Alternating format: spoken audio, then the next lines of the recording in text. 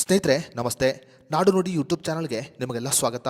ಸ್ನೇಹಿತರೆ, ನೀವು ಕೂಡ ರೈಲು ಪ್ರಯಾಣಿಕರಾಗಿದ್ದರೆ ಅಕ್ಟೋಬರ್ 1ನೇ ತಾರೀಕಿನಿಂದ ನಿಮಗೆ ಹೊಸ ನಿಯಮ ಜಾರಿಗೆ ಬರಲಿದೆ. ಅಕ್ಟೋಬರ್ 1ನೇ ತಾರೀಕಿನಿಂದ ರೈಲ್ವೆ ಟಿಕೆಟ್ ಬುಕಿಂಗ್ ನಿಯಮದಲ್ಲಿ ಬಹುದೊಡ್ಡ ಬದಲಾವಣೆಯಾಗಲಿದ್ದು, ಇದು ರೈಲ್ವೆ ಪ್ರಯಾಣಿಕರ ಮೇಲೆ ನೇರವಾಗಿ ಪರಿಣಾಮವನ್ನು ಬೀರಲಿದೆ. ಹಾಗಾದರೆ ಅಕ್ಟೋಬರ್ 1ನೇ ತಾರೀಕಿನಿಂದ ರೈಲ್ವೆ ನಿಯಮದಲ್ಲಿ ಆಗುತ್ತಿರುವ ಬಹುದೊಡ್ಡ ಬದಲಾವಣೆ ಏನು ಅನ್ನೋದರ ಬಗ್ಗೆ ಸಂಪೂರ್ಣ ಮಾಹಿತಿಯನ್ನು ಈ ವಿಡಿಯೋದಲ್ಲಿ ನಾವು ನಿಮಗೆ ತಿಳಿಸಿಕೊಡ್ತೀವಿ. ವಿಡಿಯೋ ತುಂಬ ಇನ್ಫಾರ್ಮೇಟಿವ್ ಆಗಿದೆ, ಎಲ್ಲೂ ಸ್ಕಿಪ್ ಮಾಡದೆ ನೋಡಿ. ಹಾಗೂ ಈ ಮಾಹಿತಿಯನ್ನು ರೈಲ್ವೆ ಪ್ರಯಾಣಿಕರಿಗೆ ಶೇರ್ ಮಾಡಿ. ಸ್ನೇಹಿತರೆ, ಅಕ್ಟೋಬರ್ 1ನೇ ತಾರೀಕಿನಿಂದ ರೈಲ್ವೆ ಟಿಕೆಟ್ ಬುಕಿಂಗ್ಗೆ ಆಧಾರ್ ದೃಢೀಕರಣ ಕಡ್ಡಾಯವಾಗಿದೆ. ಅಕ್ಟೋಬರ್ 1ನೇ ತಾರೀಕಿನಿಂದ ರೈಲ್ವೆ ಟಿಕೆಟ್ ಬುಕ್ ಮಾಡುವವರು ಕಡ್ಡಾಯವಾಗಿ ಆಧಾರ್ ಕಾರ್ಡ್ ದೃಢೀಕರಣ ಮಾಡುವುದು ಕಡ್ಡಾಯವಾಗಿದೆ.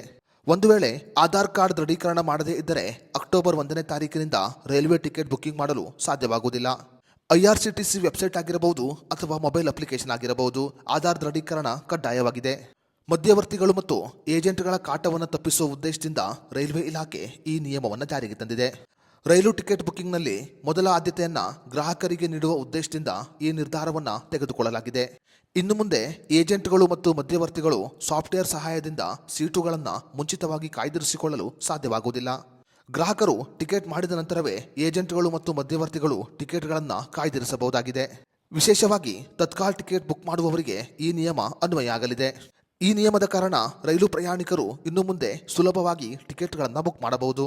ಇನ್ನು ಕೂಡ ಆಧಾರ್ ಕಾರ್ಡ್ ದೃಢೀಕರಣ ಮಾಡದೇ ಇರುವವರು IRCTC ವೆಬ್ಸೈಟ್ಗೆ ಭೇಟಿ ನೀಡಿ ಸುಲಭವಾಗಿ ಆಧಾರ್ ಕಾರ್ಡ್ ದೃಢೀಕರಣವನ್ನು ಮಾಡಬಹುದು.